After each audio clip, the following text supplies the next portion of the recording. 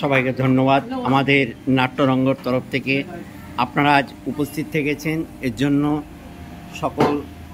অতিথিবর্গকে এবং আমাদের নাট্যরঙ্গের সকল শিল্পীবৃন্দকে আমাদের নাট্যরঙ্গের তরফ থেকে সবাইকে আবারও অজস্র ধন্যবাদ জানাচ্ছি আজকের কবিতা দিবস উপলক্ষে এবং আগামী বছর আমরা আরেকটু রঙিনভাবে করার সচেষ্ট হব এটাই আশা রাখি এবং আপনাদের সহযোগিতা একান্ত কাম্য।